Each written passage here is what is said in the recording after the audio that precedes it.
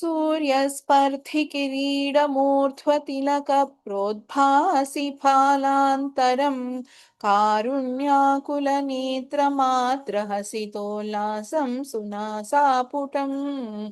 गण्डोद्यन्मकराभकुण्डलयुगं कण्ठोज्ज्वलत्कौस्तुभं त्वद्रूपं वनमाल्यहारपटलश्रीवत्सदीप्रं भजे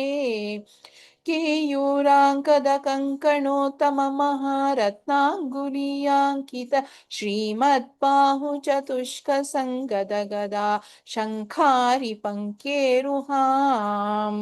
काञ्चित् काञ्चन काञ्चिलाञ्छितलसत्पीताम्बरालम्बिनीम्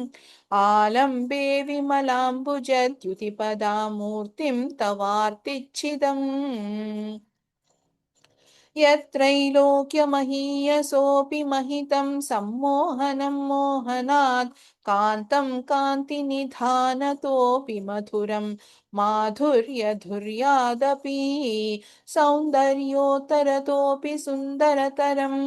त्वद्रूपमाश्चर्यतोऽपि आश्चर्यं भुवनेन कस्य कुतुकं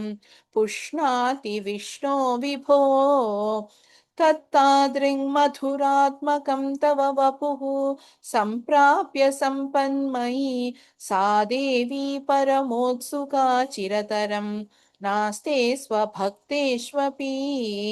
तेनास्यापत कष्टमच्युत विभो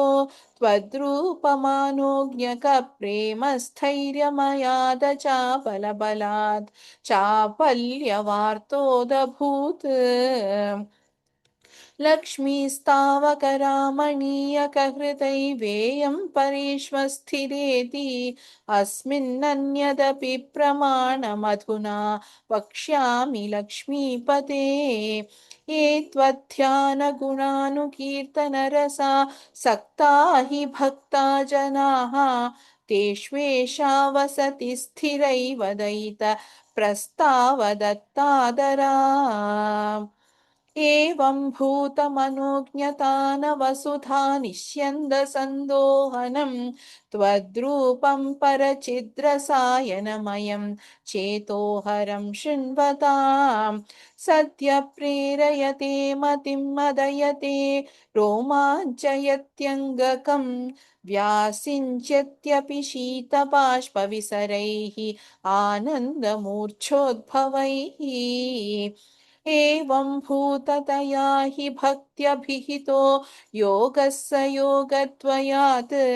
कर्मज्ञानमयात् भृशोत्तमतरो योगीश्वरैर्गीयते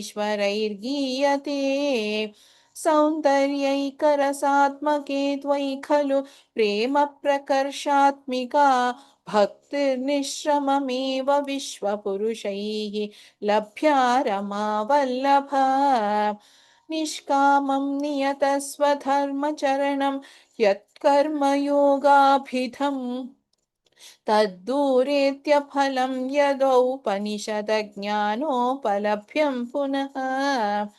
तत्त्वव्यक्ततया सुदुर्गमतरं चित्तस्य तस्माद् विभो त्वत्प्रेमात्मकभक्तिरेव सततं स्वातीयसि श्रेयसी अत्यायासकराणि कर्मपटलान्याचर्य निर्यन्मलाः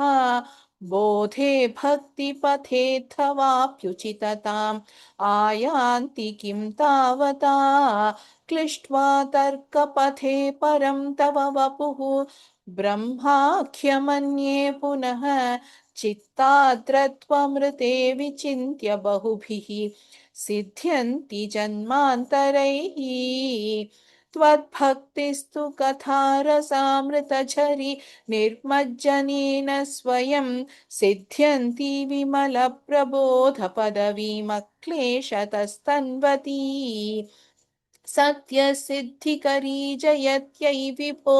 सैवास्तु मे त्वत्पदप्रेम प्रौढिरसाद्रता द्रुततरं